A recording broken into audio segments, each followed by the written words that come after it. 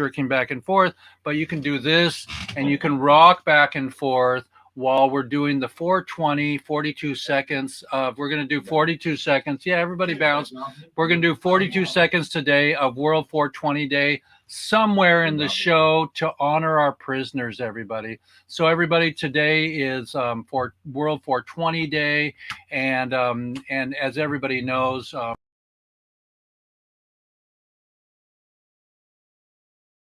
and if I can pin me to the front.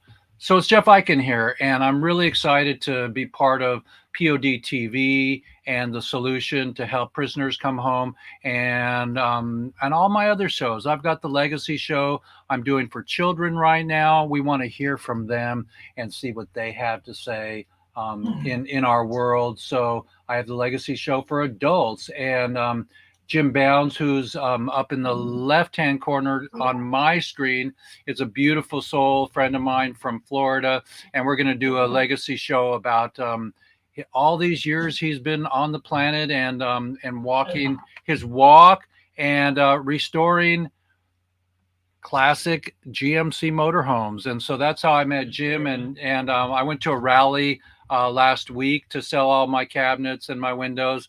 Haven't heard back from anybody yet, but they all said, "Oh yeah, I want the cabinets. Oh yeah, I want the this. Oh, I want the that." You know, so I'm excited.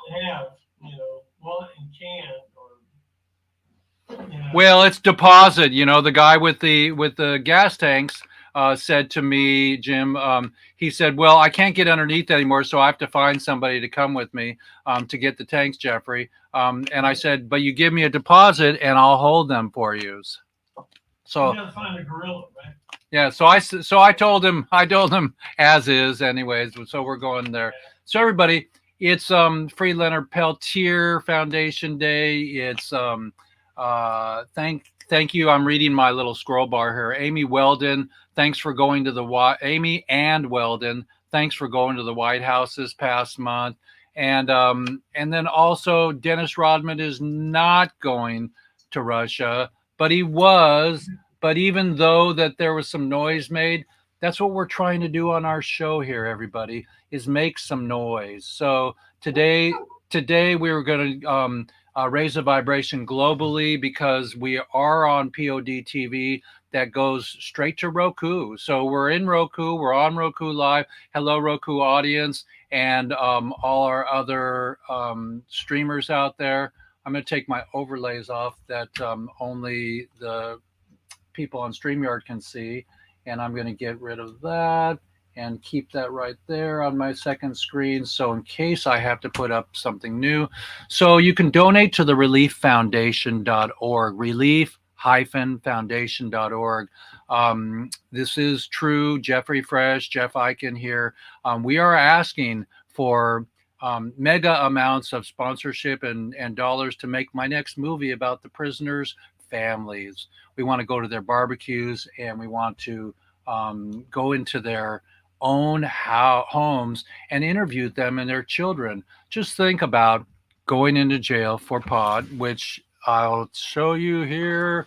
20 years, 27 years for Michael, and he's home, and he just had a release on Grauman's Chinese at the theater there on Hollywood Boulevard. He had the release of his movie, and I wasn't involved with that, but I did sure help him to come home and raise the awareness. So everybody, as I let some more people into the room here, let's see if I can do that.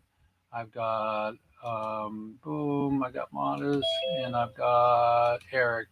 So the idea here is that we raise the awareness, and you go to relief-foundation.org to send us massive quantities of support in dollars, so we can buy some new equipment to go film our next film about the families. I have access to all the families.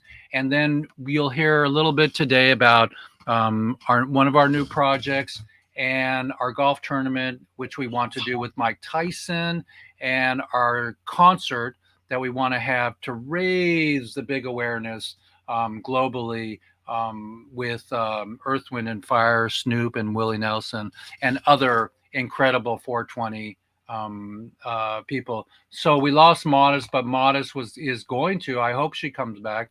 Is going to tell us about her her great news that she just got Champs in Las Vegas to okay us for my dream fashion show. So today on our opening, we're going to have a fashion show a little bit, and I decided to wear my hemp suit today. So this is my hemp suit, everybody, globally, and there's no pesticides on this suit here, and so there's no buttons on here. So this is my hemp suit, and check it out. It's got a stash pocket, and so it's super beautiful. And the fabric, you can see the fabric, how gorgeous it is. It's like linen, and so there should be no reason why we shouldn't be massively manufacturing it. I heard this last couple weeks that Larry at Hemp Traders, who has been importing all of this fabric from Russia, from China, and I think Hungary. He told me that they got their first shipment from America. That there is a successful American hemp person that bought a decorticator, which thrashes the hemp and turns it into fiber enough to make fabric. And people have been buying decorticators, but end up making hempcrete, end up saying fabric's too hard to make. But somebody is doing it now. And he took his first order. So we have American hemp. All of you expats, which are fine. We have beautiful Eric Boone from Portugal, and he is joining us today for our contingent overseas and holding up Hemp Fest. All you expats, don't be so saying, oh, America's ugly, nothing gets done, and we're legalizing this and we're legalizing that, but we still have prisoners in.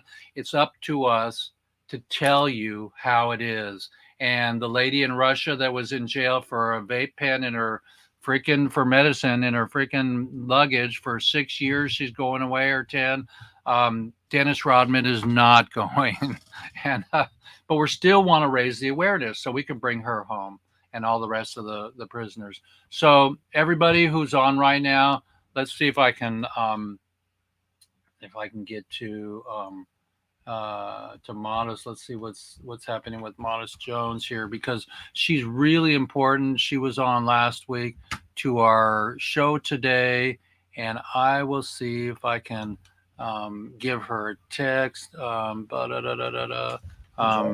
Yes. Your little graphic that's in the lower left-hand corner is too small to be able to read any of it. You have a lot of real estate up next to your head, and you could actually blow that up a little bit and cover that really bright white area of the top left corner of the screen with that graphic, and it would be a little bit more readable if you expanded it a little bit. This really can't tell what it says there. How am I doing? Yeah. Well, yeah, man, blow it up a little bit. Hey, there you go. And then a little to the left and down, and you're good. That's good. There you go. Now it's almost readable. I can't read my name, but of course, that's, I'm using that. I have glasses to read that, anyways. Hey.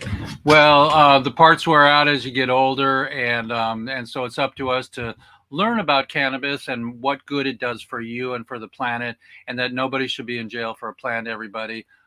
We have an hour show today, and we're really excited to have you all step in.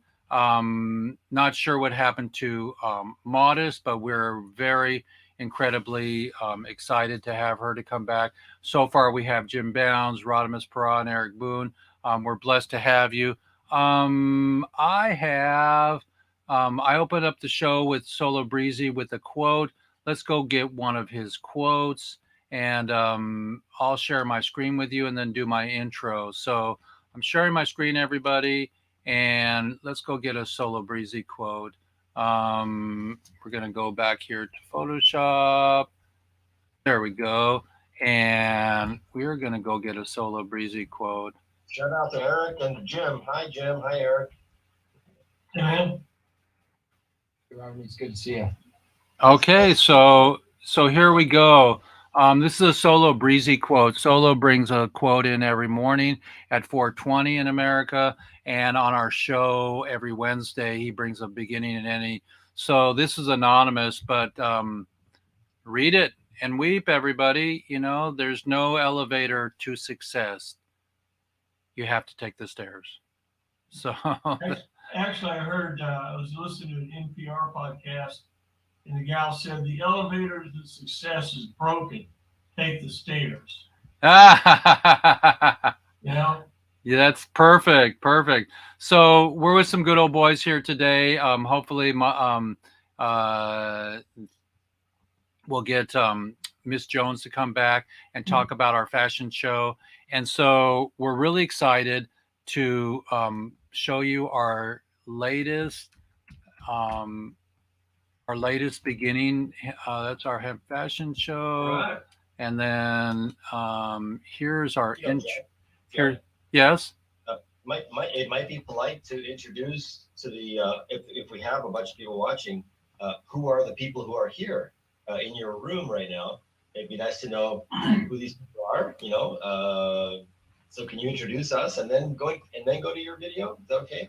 We'll do the intro right now, and then I'll get right to you guys. And I really appreciate it because I got to go back and forth through programs here, and here we go.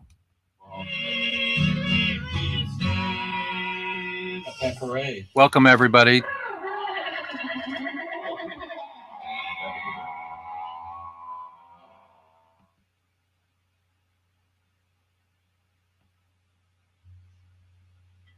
Okay, beautiful children, Jeff Eichen here. We just fixed our microphone situation, and I'm so freaking happy. Today we're going to have Rodimus Para, my buddy of 30 plus years, who is the grasshopper from the TV series Kung Fu. It's going to be fantastic to have Modest Jones telling us about our fashion show. We hope Modest pops in. We're having a fashion show at Champs in a hemp fashion show.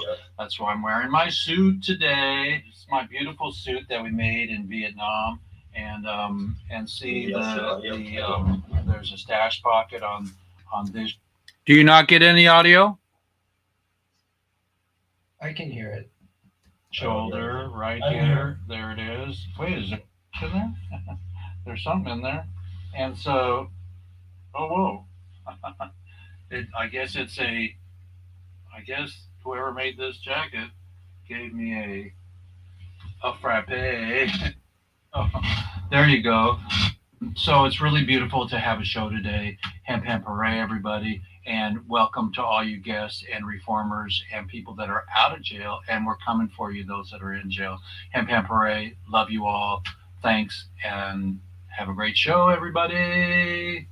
And we are brave, and we are happy that we can be the word of reason. So everybody listen to everybody today and just hug your children, your animals, your plants, and know that we're coming for you, all prisoners.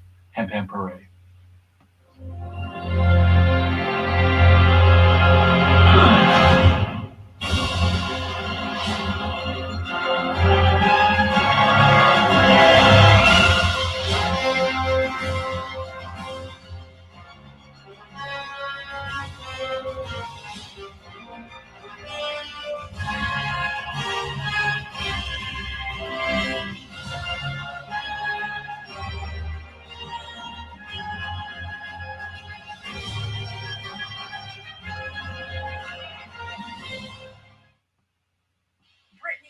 Should be with their teammates this week, preparing for the start of the new season. Instead, the seven-time All-Star center for the Phoenix Mercury has been in Russian custody for 75 days. It's toughest on her family.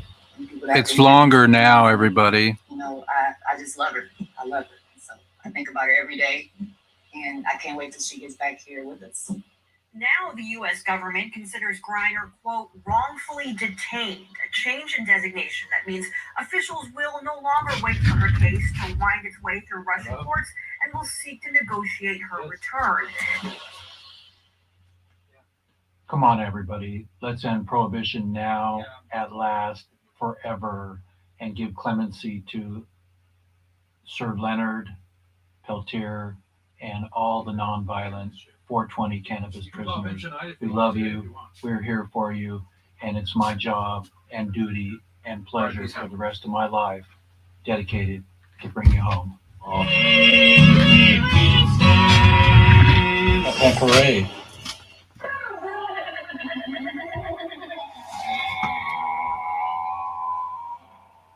So everybody, it's amazing. 117 episodes. Think about it. You know, think about freeing our prisoners for the plant, going global, ending prohibition, so nobody's in jail, so the plant can help to save global warming. So I'm going to come back to our incredible humans here, and in our show, we're so excited to be able to navigate a little bit of technology here, and we'll figure out what happened to our goddess, Modest Jones, and she's going to give us a story about the hemp show that we're supposed to be doing, fashion show. I dreamed up like 5, 6, 7 years ago, and she always bumps into me when I'm out and about in other states from my own at a show, at a hemp show, and she goes, Jeffrey, we're going to do this, and finally Champs has said yes. And so we're really excited. And Eric, you know about Champs, right? It's a big show. Yeah, it's a great. Yeah, it's a glass show that they've now combined the whole hemp and marijuana industry. And so today I want to welcome Jim Bounds from from the Co-op Motorworks in Florida, just another good old boy. Rodimus Para, the grasshopper from the original TV show Kung Fu, and one of these days maybe Rodimus will snatch the bud for us and be on stage with us when he visits back to America. And don't forget, everybody, I just went to the herbal fair and got some hemp tinctures and things like that. Use your hemp, and every time you do use hemp, think about our prisoners in jail for a plant. And so welcome Eric Boone from Portugal. I know it's a little bit late there, but not too bad. And Rodimus is in France, you guys. So are you on the same time zone? Yeah, are we? I didn't know if you were an hour ahead of me. I think, what time is it where you are right now, Eric? 8:20. No, I guess an hour later then. You're an hour earlier. Yeah. You're London time. London time is you, and I'm Paris time. Okay. Yeah. So let's start with not a anybody has. I mean, my family and my audience has not met our friend Jim Bounds yet, and Jim has been really graciously working with me on doing a legacy show on Jim about his own legacy. We're all doing something, and my legacy wants to be to help the prisoners to come home and to end dirty cotton and get the hemp industry global. And that's why we're so blessed to have Eric Boone represent the Hemp Fest in Europe and in Brazil and South America, Central America. There you go. And so we're really excited about that. Jim, tell us a little bit about your backstory and what your how you want to share your heart about prisoners in jail for marijuana. It's kind of stupid. Welcome, by the way. Sure. It's kind of crazy. I mean, I was born and raised in Florida, and for one reason or the other, I mean, it was always something that was here and around and available, and all that. I just can't see downside. It's keeping me viable right now. So you got the testimonial that that the medicine is helping you. Yeah, in college I ran track. Okay, and my track coach told me, he said, Jim, you need to stop because you're doing pretty good, but you're running against mutants. These guys are crazy. You're going to kill yourself if you try to keep up with them. And he was right. My back is messed up. My knees, Did you know that it takes more energy to stand still than it does to walk? Think about it. I can't stand up for about 4 minutes. You know, and I'm looking at places. Maybe that's a new. You just hit on something. Maybe that's a new strain. We'll call it walk. But I've just found that to be able to have relaxation and to get untensed, that you know, since '08, man, being involved in business has just been a disaster.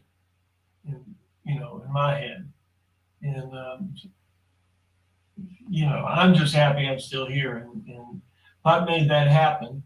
You know, it really did. And I just can't believe that people.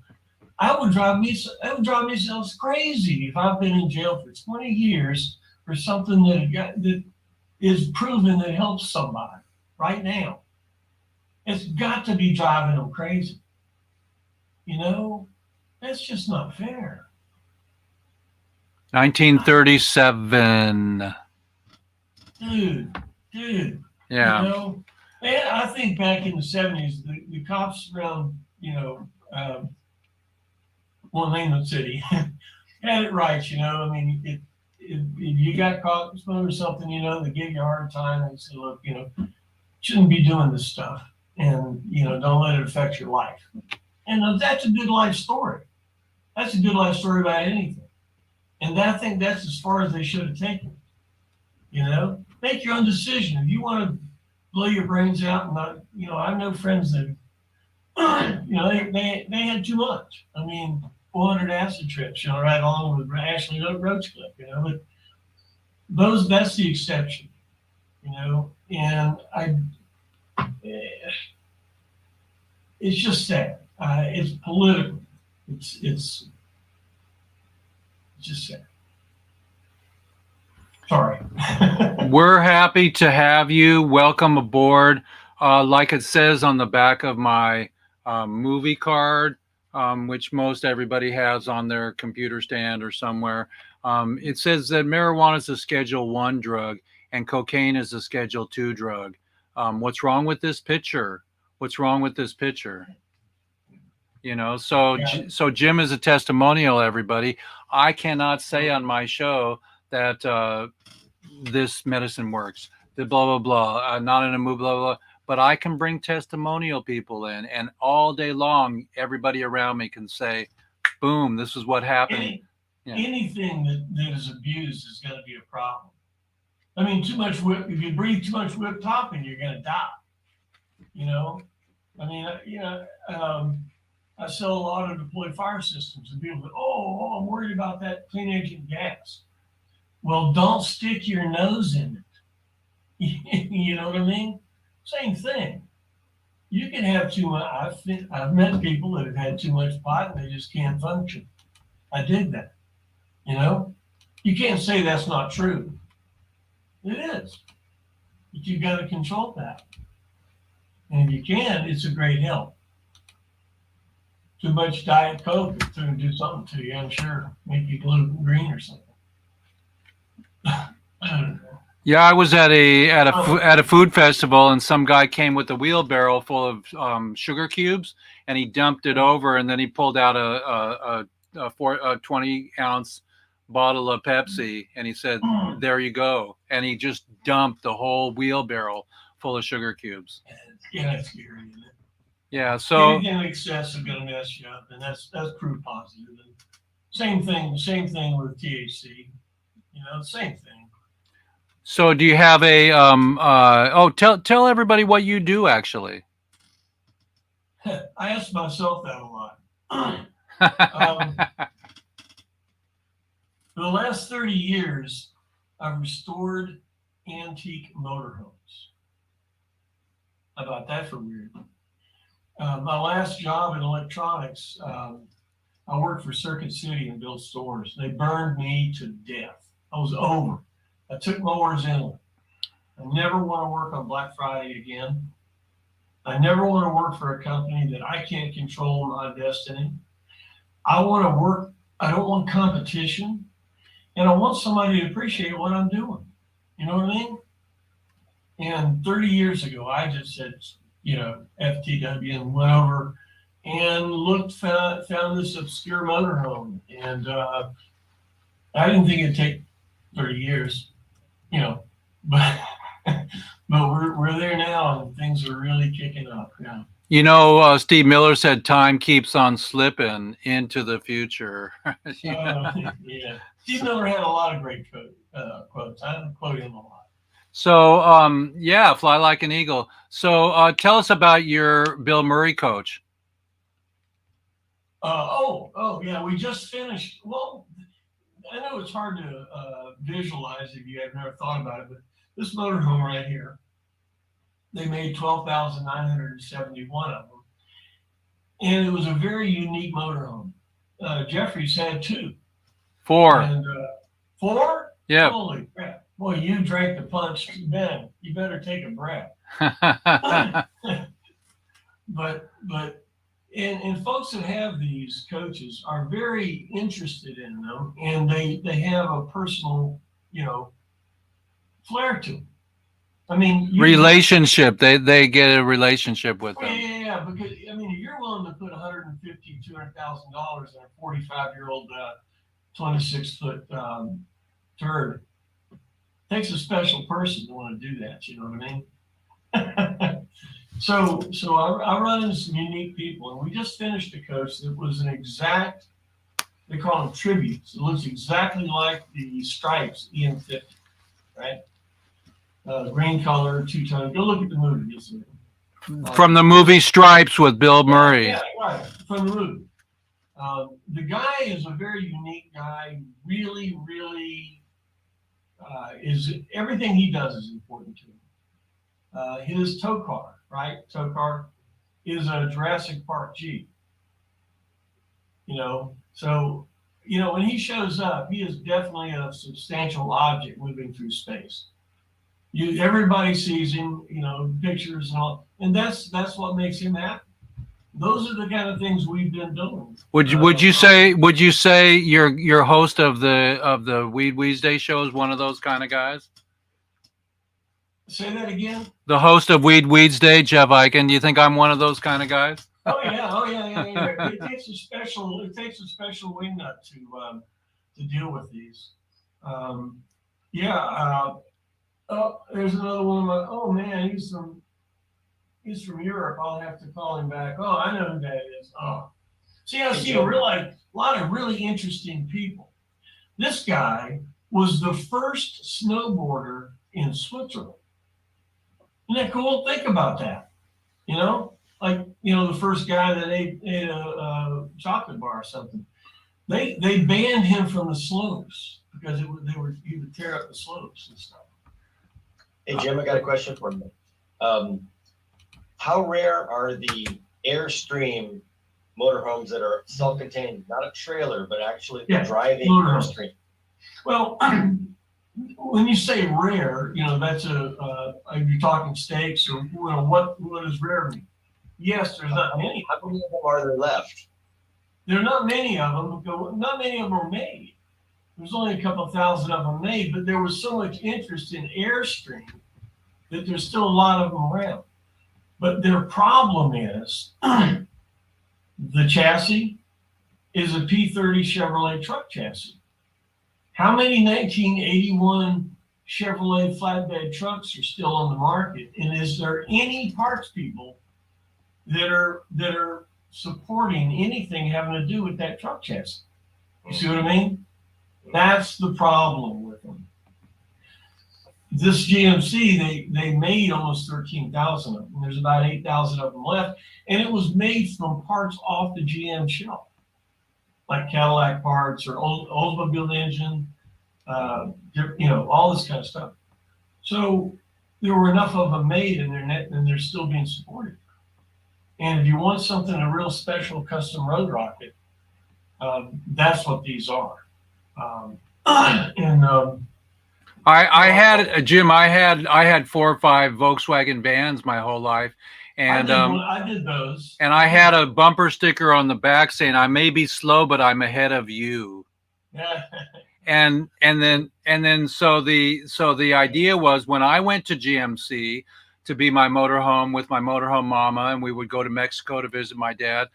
I would go up the Grapevine and not ever blow an engine like I did in the Volkswagen every Oh, yeah, time, yeah. every time. I went to a folk festival, Live Oak Festival here in Florida, and I sat up right next to the Volkswagen bus group, right next to them, and I had my GMC. It was a post office, no windows in the back door, and we're over there with their campfires and they're talking their vans and all this stuff. You know, we get finished, and I said, guys, let me ask you a question.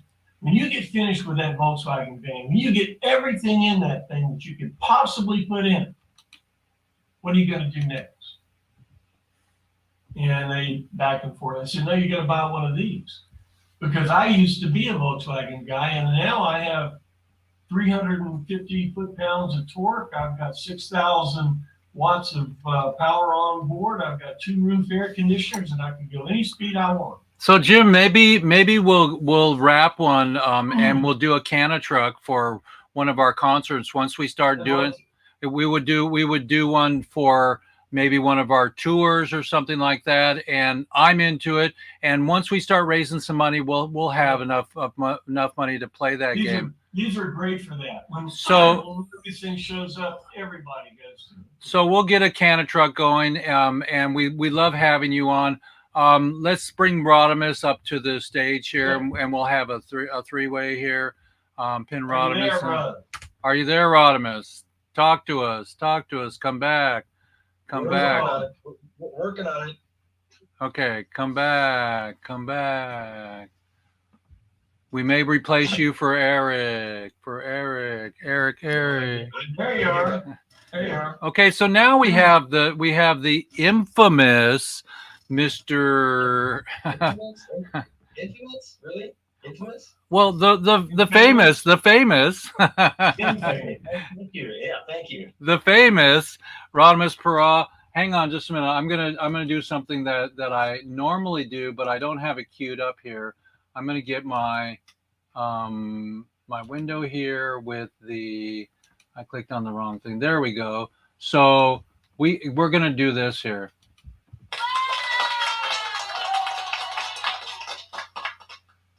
So we have the famous Rodimus Para, formerly of Little House on the Prairie and Grasshopper from the original series Kung Fu, and Snatch the Pebble. So introduce yourself and share with people that have never seen or heard you before.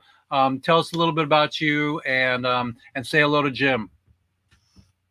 Yes. Hi, Jim. Namaste. Namaste. Let's see. Well, I was a child actor, and I'm very proud to have been involved in that show, Kung Fu. It has quite the set of legs as far as having made a real impact on the culture back then, as well as sort of persisted. I mean, we have a brand new TV series that is the same company, Warner Brothers, is producing now, called Kung Fu, of all things. And they've changed the characters around, and the situation is a more modern era. But here we are, 50 years later, and there's still a Kung Fu series on television. Isn't that amazing? So the same storyline. I mean, it's loose. It's loose. I mean, it's the same. The writer, the original creator, is credited as the creator of the series, but the characters are. They changed genders. The star is a female character, and she's a Shaolin. No, she's not Shaolin. She's a Kung Fu practitioner. They don't call her a Shaolin priest. Now, that's the difference between David Carradine's character in the original series. That he was actually a Shaolin monk, and he was trained in the philosophy as well as the martial arts. But this modern show doesn't seem to have quite the same spiritual roots, if you will. But here's the thing: that whole paradigm that we have in the culture that is expressed now as Obi-Wan Kenobi and Luke Skywalker, or Yoda and Luke Skywalker, the master student, Mr. Miyagi, and the Karate Kid.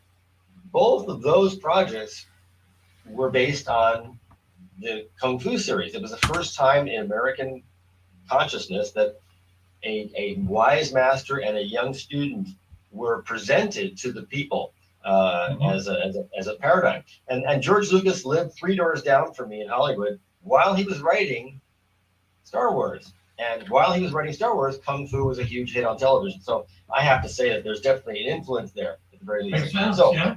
Sure. so yeah, and then of course, career-wise, Most of us grew up watching Kung Fu. I mean, your audio is overloading when you lean into the mic, Jeff. most of us grew up watching Sure. Kung Of course we Fu. did. Of course we did. You know, You most did? of us of a certain age. Yeah. So you were the little boy with the bald head that was snatching the pebble from the master. Right. Yeah. Cool. That was yeah. Those are all the philosophy scenes when Kwai Chang Caine, the older character played by David Carradine, when he gets into a jam, into a situation where he has to rely on his wisdom and his teachings, he goes back into his memory briefly.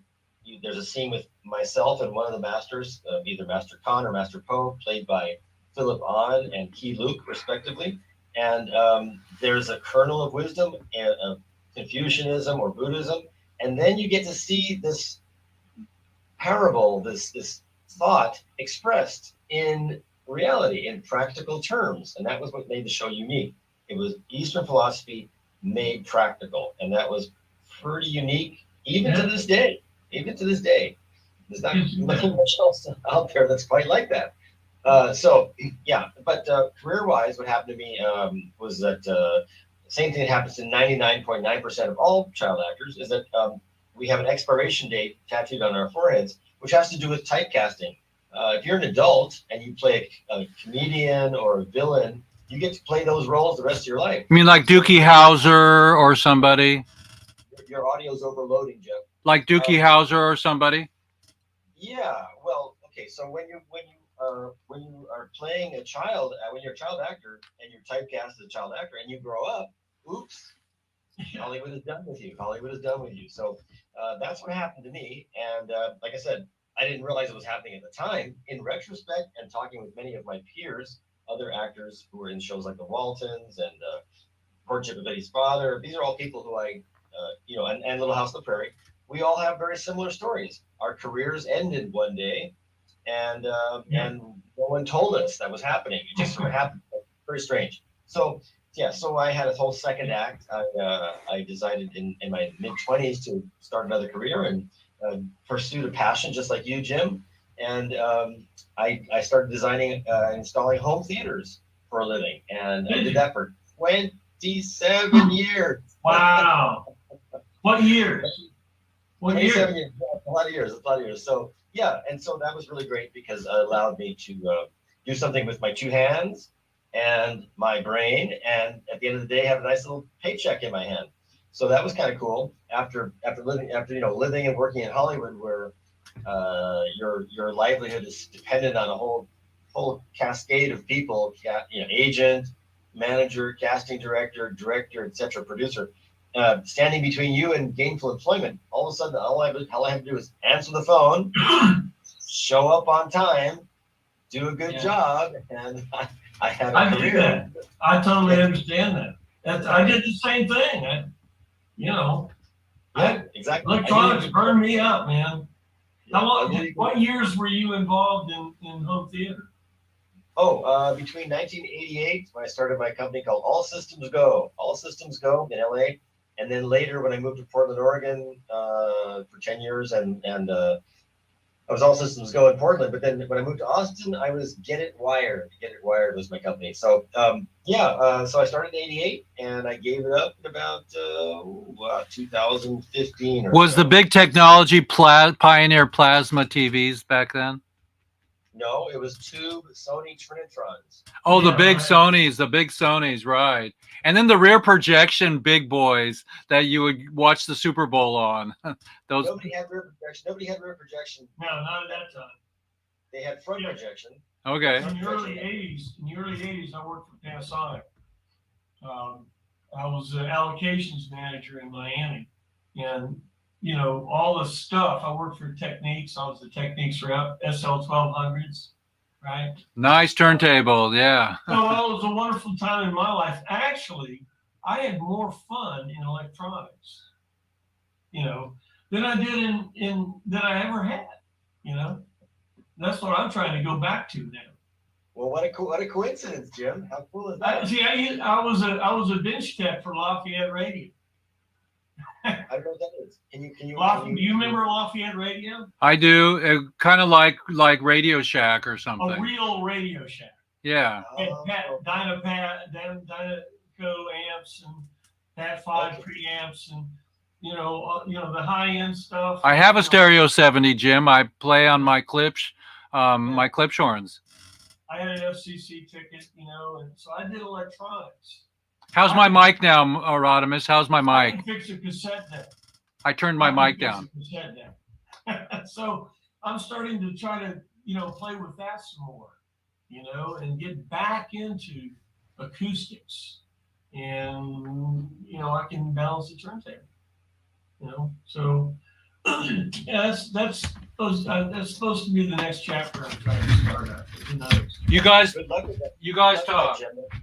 We'll see. It's a real pursuit. You know what happened, and I know this is a real digression here from our main topic here, but since we're chatting here, Jim, you know what's sad? What happened with the whole streaming audio and stuff is that people didn't realize that the quality went downhill from CDs. Oh, see, Yes. I was the guy in the white jacket explaining pulse code modulation and sample rates and stuff like that. It was called the science of sound, right? That was the big thing. You know, hear the digital difference. Never talked about tonal quality. Never talked about the warmthness of it, the distortion of it. It wasn't my job, see. But Right. you know, and now you know folks are starting to understand what the difference is in analog sound. That small difference. There were two camps back in the dark ages.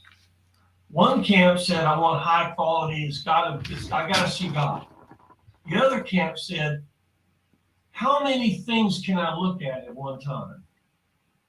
You know, high quality, that was the IHF show back in the 80s. And the Consumer Electronics show said, how much stuff can we all look at one time? They won. They won. The IHF guys saying total quality, you know, channel balance, dampening factor, and all that stuff. They lost. They lost. Yeah, the IT. Once the IT guys started taking over the AV business, that's when I got out. The day that I heard Circuit City was going to move into Orlando, I had a 3-store car stereo chain, right? I sold it back to the guy I bought it from. Made a lot of money there. Went to work for him. Resistance is futile. So I built stores. I built stores for Circuit City until they sucked the life out of me. You know? You know that business, yeah. So you know how it all progressed. Cool. Well, we could probably talk hours and hours about that. Oh, we could. Yeah, that's great. Well, that's cool. Well, we'll talk again about that. That was a life, yeah. We'll be on Jeff's show, and Jeff is trying to support the, as you already mentioned, Jim, all the folks who are spending some of their lives, some of their precious. It's crazy. It's crazy. It's helping me so much, and you know, I don't know. It's beyond me, obviously. How do we get the stigma off of it, Jim? With regular people like Jim and with you coming on and saying it works, and nobody should be in jail for a plant. It really does work. When you guys come on my show, everybody global here, and thank you POD TV and Weedsdays, the reset of the room here. You know, I have all these testimonials. We'll bring Eric up in a second, but I want to share with you, everybody, the album I got this weekend. Okay, I was at a show, and I'm going to show you, because we're talking about, you know, about how life works in progress, or let's talk about this as progress. Okay, this is not a CD. This is not digital. It sounds better, but you have to know how to have your system hooked up and everything. But same with pod. It was always beautiful. It was always great. So nobody should be in jail for a plant. But here is the deal: is that keeping our prisoners in jail is not like making a CD and going digital. But then again, the CD doesn't have all the information, and the world doesn't have all the information that the LP has, Well, the original LP. I think that a lot of people have the information, but the stigma that he mentioned, that's the problem. In changing public attitudes to something. They'll have an attitude about it no matter if it's right or wrong. They'll just keep the damn attitude. And that's what the suffering is, right? And, you know, how do you change the attitude? Well, Like you said, show that it's not, hey, you ask my secretaries if there's a difference in me when I'm not properly in sync. I'm a type A with a chip on my shoulder the size of Mount Rushmore. I need to focus, and that's what it focuses me. It really, really makes things work. part of the stigma, Jim, you know, and Jeff, is that there's still a whole lot of people that view pot as a gateway drug, the gateway drug. Yeah, right. Yeah. While I'm sure there's some percentage of people who were destined to become drug abusers who started with pot and then it wasn't enough for them, because they had addiction in their. Well, maybe they didn't know any better. Maybe they didn't know any better. They wanted to keep getting high. If they had control of themselves and other people told them what to expect and what it's about, they wouldn't have to fly off crazy. When I was growing up, Leonard Skinner was my band. I'm from Jacksonville. So I'm sitting here shaking, everybody. This is a good time to reveal my album that I got, and I traded this at the. What is it? What is it? Cut the Cake. Average white band, huh? Cut the Cake. Look at that album cover, everybody. It's a beauty, and the lettering. They don't even have that lettering in the computer. Can't do that. Yeah. Yeah. It's so beautiful. I did a podcast a couple of weeks ago. It's in production about turntables, how to work turntables. I did it at East West Records. East West Records has been in business for like 60 years, some stupid amount of time, 60 years. And they're trying to revitalize East West Records and keep it, get things going and stuff. And I did a video about how to work turntables and how to set up records and things like that. And it's very interesting. The people that came there were very interested about that. Well, we're going to bring an old school buddy of mine up, Eric Boone. Eric Boone, introduce yourselves and tell us the progress of hemp in Europe and how's unpacking going. Welcome, Eric. How are you? Hey, thanks very much, Jeff. Yeah, it's great to be here. It's just some beautiful days here along the Lisbon coast. It's been an interesting learning curve, kind of bringing everything up to speed around here, but had some good meetings this week with some different producers. It seems like everyone's still really focused on the medical aspect of everything, but I'm trying to build some. Is that because it's easier to get the medical to slide in before the recreation? You see, I mean, that's kind of an interesting topic because one of the roles that I play here, and I've been in the cannabis industry since about 2009, and largely like executive type roles because I sort of got brought into the industry during my MBA program. So I've sort of seen like the more legislative and operational aspects and foibles of the business, and that's what the message I'm trying to sort of bring over to Europe is. This isn't the things that North America has done well. This is how we screwed up, and hope that Europe will learn from a lot of the mistakes that we made. And I think one of the inalienable truths that we've sort of learned as we've watched 21 states bring adult use programs online is that medical programs don't survive. Like there's got to be some sort of guardrails put up so that medical patients still have access to to good quality medicine. And I think, Washington State, where you're at, Jeff, that's a great example of it. It was one of the first markets to go recreationally legal in 2016. So we've sort of seen But we lost our medical. Exactly. The medical just gradually, like the margins weren't there. And it just eventually the medical community either went to the unregulated market or, they tried to find their medicine within the regulated market. But then in Washington State, you're dealing with 37% excise tax, which is, a nice way of saying sin tax. And, I don't know what sort of logic leads us to charge a 37% tax on medicine for people.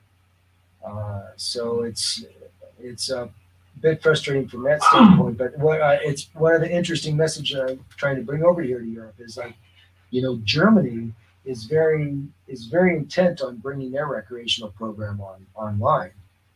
Third quarter 2023 is what I'm hearing. And I mean, that's a larger market than California right there. As soon as Germany goes, and Rogers, I'm sure you can confirm this, it's already fairly available in France. There's probably a bit more stigma there than say in like Spain or even here in Portugal. But you've got a fairly vibrant community in France as well, and legislation being considered. There's like CBD stores all over the place, but that's limit. THC is still a controlled substance. And those CBD stores, that's really just a way of marking the fire hydrant at street retail. Yeah. I mean, those jobs are sort of all those locations are just sort of marking the territory so that they can when that THC goes legal, boom, they've already got their street retail lined out. That would have been I don't know if that strategy would have worked in North America because the licensing was so strict and I mean there was a degree of cronyism to it. A cynic might express. So that's if that model works out here in Europe, great, and I think it will. Because I've spoken with a number of the operators of those some of those chains, and that's and just to update you, Jeff. Yeah, things are going really well here. The community's very receptive to everything, and I've got several calls every day, and I just had my 1 month anniversary here a couple days ago, so it's picking up pace pretty quickly. We're looking at actually having a small hemp fest in the Azores in the islands just off of, it's sort of like the Hawaii for Portugal, I guess you could say. Mm-hmm. But we're just going to have a small one at the first weekend of November, just sort of an entertainment slash a few different it's just 2 hours at the end of a trade show, Canna Azores trade show. So not really a whole Hempfest production, just something that we can sort of throw a little bit of sponsorship money at, curate some shows, and maybe have a couple speakers. But it's not going to be just a way to sort of start propagating the Headfest brand on European soil. If it makes sense really, for me to do some media, I'd love to come and to have my fingers with you all there. And it would just be an honor to start to, watch you lead the pack and do some media for you. Yeah, I'm not sure if we have time to get it together for November, but I mean, I've got you down for the May 23 show, which is Lisbon. And for sure, that's gonna be pretty off the hook. I've got a little bit more runway on that one. Have some more time to get my I's dotted. You know how Seattle goes. We all like to fly south for the winter, so it's all good. Well, we're glad to have you. Tell us a little bit about how you and your wife are adjusting. Oh, really well. Actually, both of the kids got into school. Even our little 3-year-old. It's not just like a daycare either. Like it's a proper school where they have got like almost kindergarten level activities and stuff. So it's pretty cool. He's learning to spend the whole day there. And then next week, my 10-year-old starts at just a really, really cool kind of not super fancy private, but sort of like half Portuguese, half uh, English speaking sort of instruction to sort of give him a little bit more time to ramp up his understanding. But I mean, once the kids are in school, that's a big integrative part because then they'll learn Portuguese and it'll be easier for me to learn Portuguese from them. Yeah. But How is the language barrier happening for Americans? Because I know there's a massive love for Americans coming to Portugal right now because Portugal's making it easy. it's kind of funny.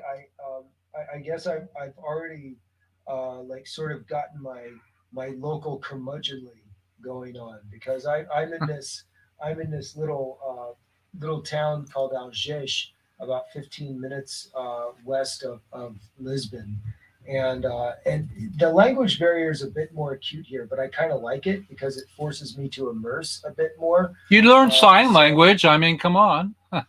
Yeah, and Portuguese too. Like, but that's that message of like sort of there is a bit of sign language. Tudo bem, tudo bem. Muito bem, muito bem. And the intonation too, because the like I started learning a little bit of Brazilian Portuguese, and that kind of slowed me down a little bit. But yeah, it's a beautiful language and really nice people, and they're very patient. Like even if you like they're even the ones who speak English, they sort of force me into learning more and more Portuguese every day. It's really great how they're both patient and tutorial at the same time. I found that when I lived in Europe back in the 70s, that for me, the thread of language was Latin because I grew up in Southern California and all my father's workers were Spanish, were Hispanic, were Mexican, however you want to PC it.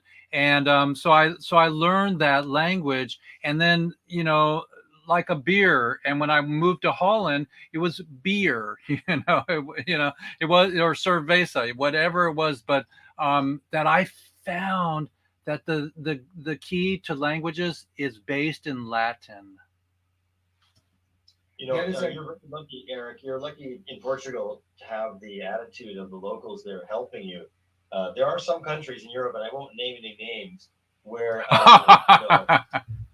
they got a problem. Ça va, ça va. They got a problem with you if you don't like struggle. There are people I work with people. I meet people on a regular basis who know English, but they are not using their English because they are forcing you to use your local language and their local language. And so it's not the kindest way. It's a very kind of militant way. So I'm really happy to hear that there's a warmth of helping the newcomer, the American, learn the language. They're patient with you. That's so nice. That patience is a huge factor that will allow you to learn the language more quickly and be more. And you're already being accepted as a person who is a part of the culture there. So good choice there on your country, bro.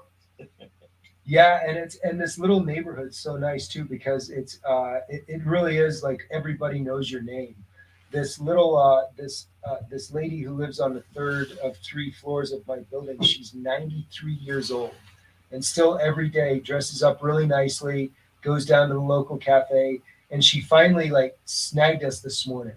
And it's like, I want to introduce myself, and like we're speaking everything, and I'm sitting there with my Google Translate, and then some lady right next to us happens to speak some English, so she helped us get through it a little bit, and then we speak some Portuguese, and then it's really nice because like now my new job is helping her up the stairs with her groceries. There's a little grocery store downstairs, and it's like, oh my God, that's just something that we've kind of lost in recent years in the States, and it like that sense of that really strong sense of community. And you still have pockets of it, sure, but having been sort of coming from the big city life more, you just don't really see that so much. So it's a really nice breath of fresh air. But then the kind of the flip side of that is some friends of ours were visiting from Munich last week, and we went down to Time Out Market in Lisbon. And I've been out here in my little suburb just falling in love with my community and this neighborhood. And then we go there, and everyone is American. Like, it's such an American touristy place in Time Out. And I go up to the gelato place, and I'm like, "Uma bolenco, por favor." And he's like, "Yeah, you can speak English here, bro." Like, in this perfect American accent. I'm just like, "Oh no, like, this is terrible." And then, but it was funny, like, there was this palpable sense of entitlement around there too, and I just got kind of annoyed because I got so used to my little bucolic, like, suburb out here where everyone knows your name but doesn't know how to pronounce it the correct way. And so yeah, it was kind of getting back there, and it was like, oh my gosh, like, I don't know, it was I find myself getting culture shocked in the opposite direction, and I guess that's not altogether uncommon. But yeah, it was. I mean, I got over it, but it was sort of interesting. Like, oh, wait, I want my total immersion, like, fairy tale little suburb over there. So it's kind of interesting how you ask about the rate of adjustment.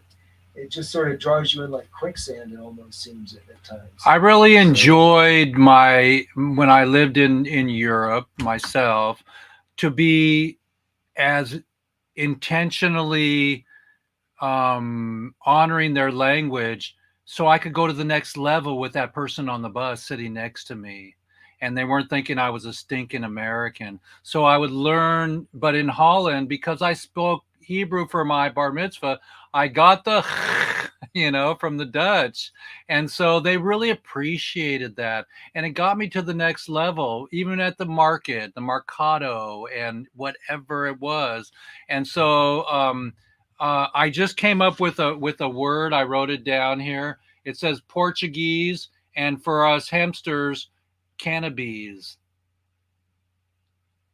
So, like Portuguese, that's a new language, the cannabis, to teach them the art and the delightfulness of the medicine works and everything. Everybody, I'm going to reset the room. We're at the top of the hour, but I can go as long as I want. We'll hear a little bit more from Eric in a second, but let me reset the room. We're Jeff Eichen here at Weedsday, and I'm really happy to have some really beautiful people on board today. Jim has been talking about his experience with the plant. Rodimus Para is going to snatch the bud soon, and he was telling us about his career and where he's at, and Eric's transition and helping global freedom to our plant, including bringing our prisoners home. We know this is a reform show, everybody, meaning that we want restitution. That means money for our friends who've been in jail for 30 years for our plant. And so we're going to do the best we can. It's not about the next show, everybody. It's not about the next dance. It's about doing the right thing, right? Global warming, hemp, planting hemp, all of this stuff. But it takes leaders and youngsters like Eric to go and to bring their children up around it and to get that paradigm to happen. We'll circle around the room. Eric, any final last words or updates? Yeah, no, I mean, everything's going. I appreciate the youngster comment. I'm almost half a century young, but still only as old as I feel. So I'm staying down there. But yeah, that's no final words. Just there's not a lot.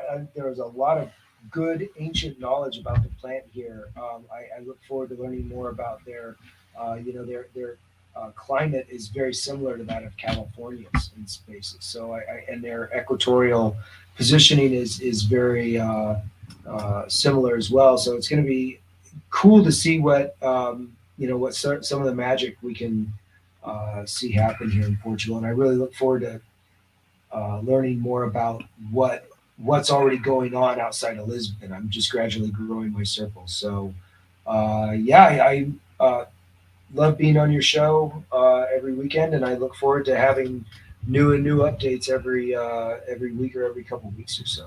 Well, we're proud to have the euro.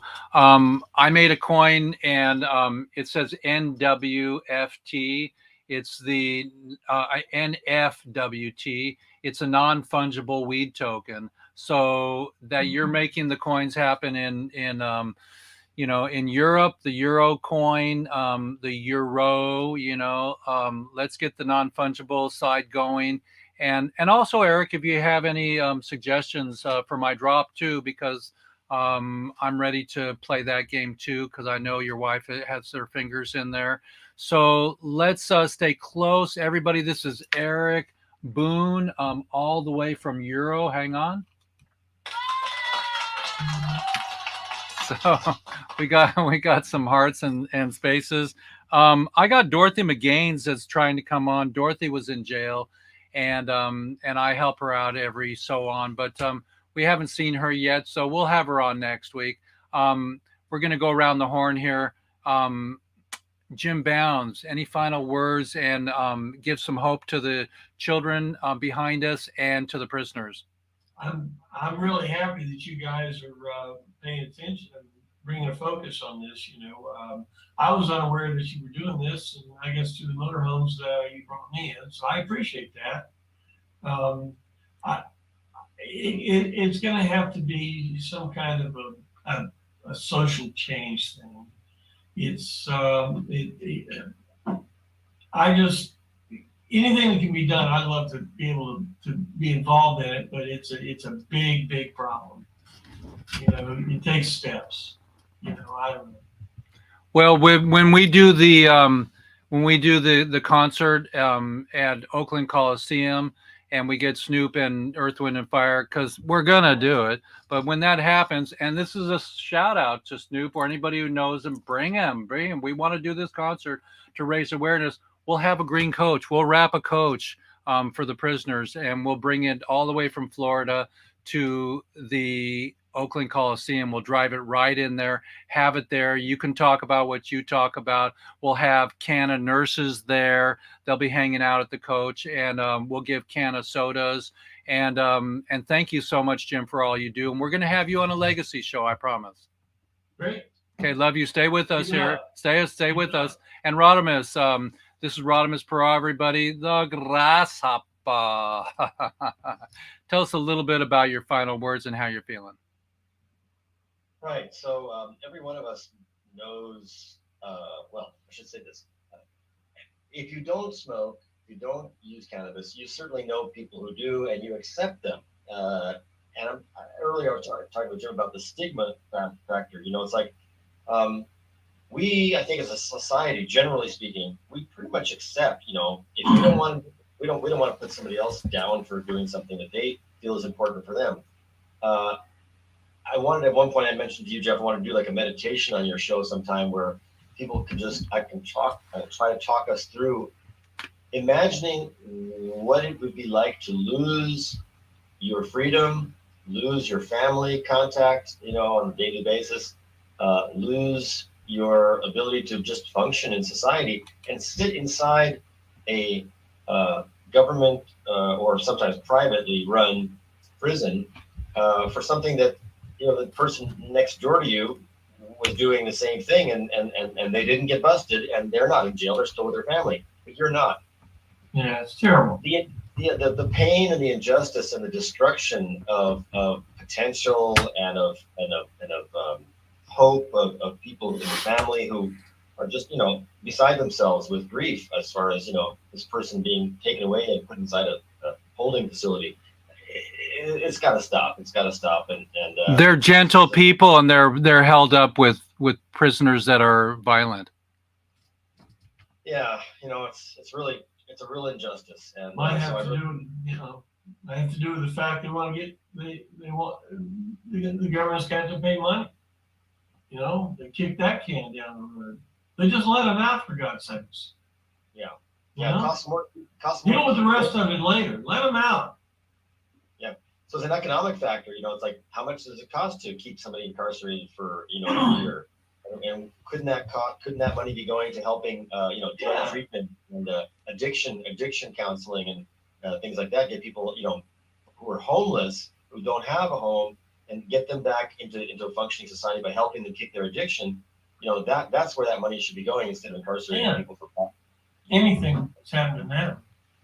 The big problem is it's the recipients of that money that is fighting against us the hardest. The benefactors of the for-profit prison system, they and Tommy Chong, I learned this on Jeff's show a few months ago. He was on here and he said, pot prisoners are fantastic because they're not broken. They're not addicted to anything. They just come in, they're ready to work. And they're fairly placid as well. So, the benefactors of the for-profit prison system are one of the most vocal voices against releasing pot prisoners because let's call it what it is. It's evil. That's evil, man. Boom. Ooh, what a theory. Well, everybody, this is Jeff Eichen. I got my timer up here. And what we're going to do now is we're going to have a meditation in honor of Rodimus here.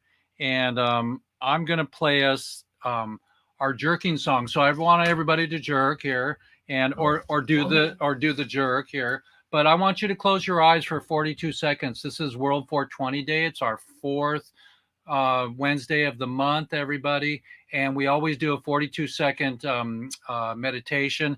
And I'm going to play the song Jerking by our beautiful brothers.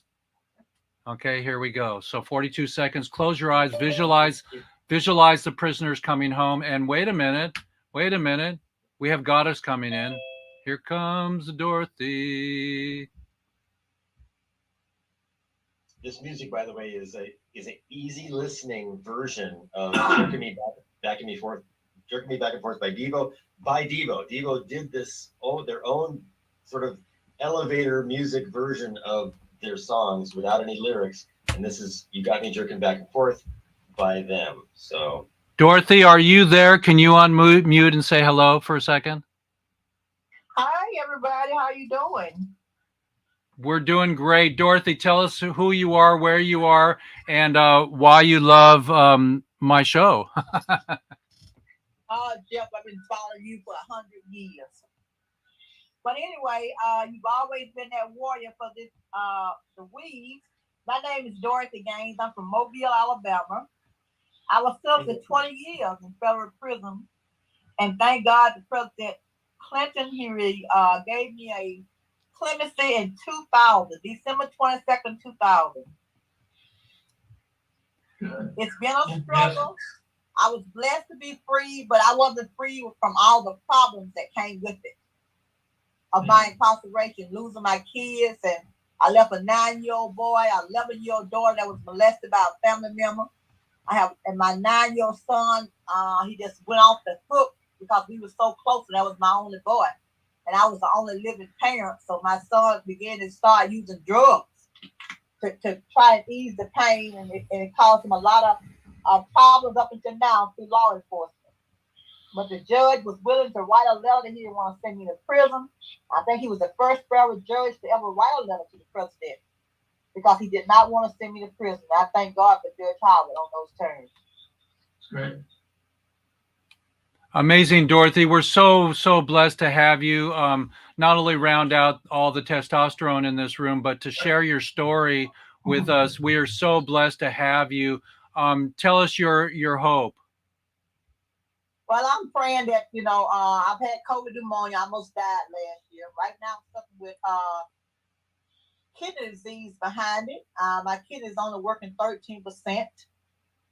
So I'm still struggling with all the issues and the cost of having to buy the proper food, have to go to the doctor twice a week. It's just been a struggle.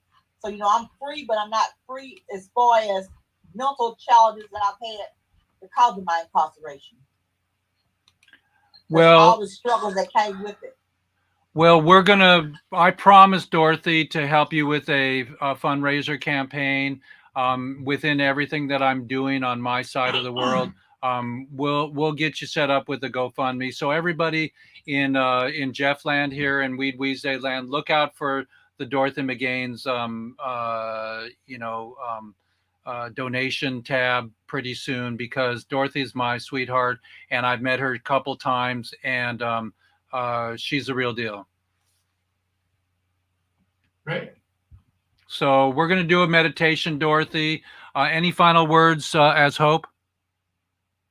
No, just keep me in prayer, and I want all you good people out there to keep praying for me and praying for my family, that all this will come to pass. Okay, everybody, we're going to do a meditation here now, and I'm going to start the timer right now and see if my technology will work. I'm just gonna play it from my phone here. Here we go. Close your eyes, everybody, and think about.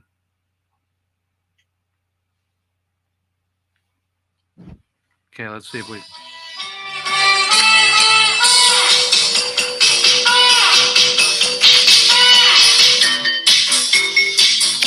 Visualize the prisoners coming home, walking free, everybody, and the plant free across the planet. This is Weedsday with World 420 Day.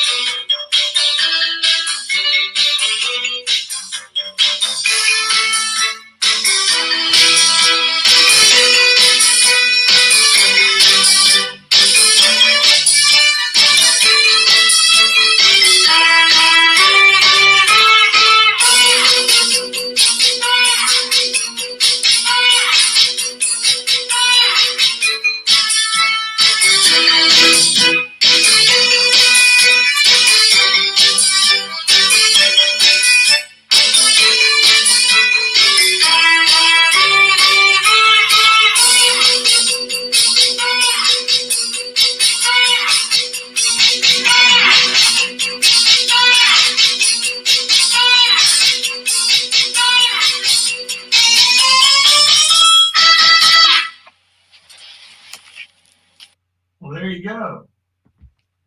Wow. Amazing.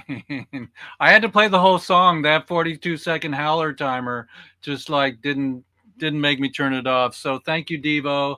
Thank you, everybody who joined us today, and for visualizing the prisoners coming home and ending prohibition.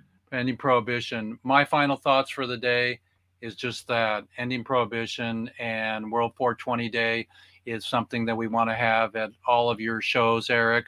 We'll just send you some World 420 T-shirts, and we'll get the Green Farmy enabled.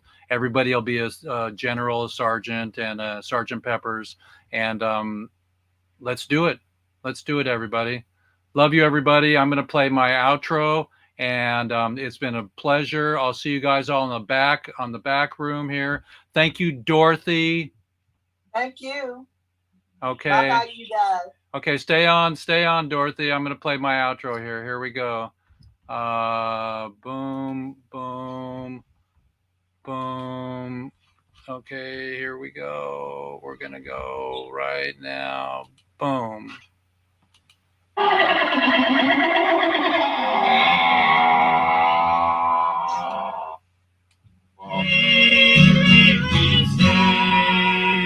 That parade.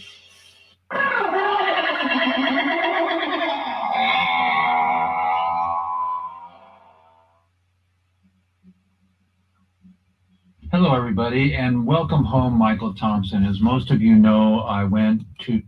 So, everybody, we are going to play our correct. Let's see if we can find our correct one from today.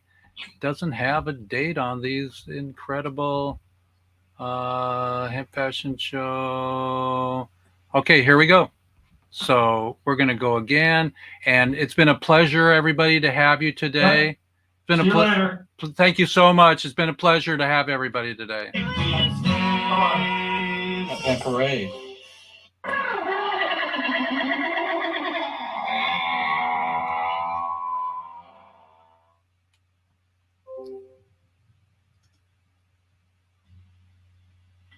Okay, beautiful children, Jeff Eichen here. We just fixed our microphone situation, and I'm so freaking happy. Today we're going to have Rodimus Para, my buddy of 30 plus years, who is the grasshopper from the TV series Kung Fu. It's going to be fantastic to have Modest Jones telling us about our fashion show. We hope Modest pops in. We're having a fashion show at Champs in a hemp fashion show. That's why I'm wearing my suit today. This is my beautiful suit that we made in Vietnam. And see there's a stash pocket on this shoulder right here. There it is. Wait, is it in there? There's something in there. And so, oh, whoa. I guess whoever made this jacket gave me a frappe. Oh, there you go. So it's really beautiful to have a show today. Hemp hooray, everybody. And welcome to all you guests and reformers and people that are out of jail. And we're coming for you, those that are in jail. Hemp hooray. Love you all. Thanks. And have a great show, everybody. And we are brave and we are happy that we can be the word of reason. So everybody listen to everybody today and just hug your children, your animals, your plants, and know that we're coming for you, all prisoners. Hemp hooray.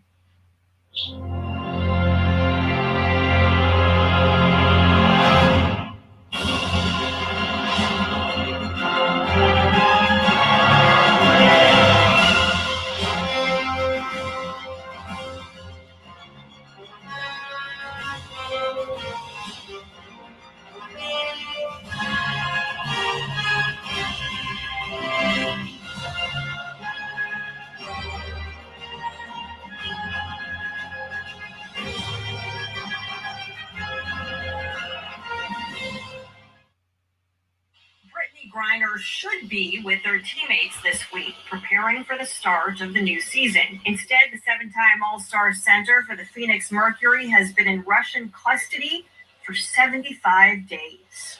It's toughest on her family and people that have to hear these things. And, I just love her. I love her. And so I think about her every day, and I can't wait till she gets back here with us. Now the U.S. government considers Griner, quote, wrongfully detained, a change in designation that means officials will no longer wait for her case to wind its way through Russian courts and will seek to negotiate her return. Come on, everybody. Let's end prohibition now, at last, forever, and give clemency to Sir Leonard Peltier and all the nonviolent 420 cannabis prisoners. We love you. We're here for you. And it's my job and duty and pleasure for the rest of my life dedicated to bring you home. That parade.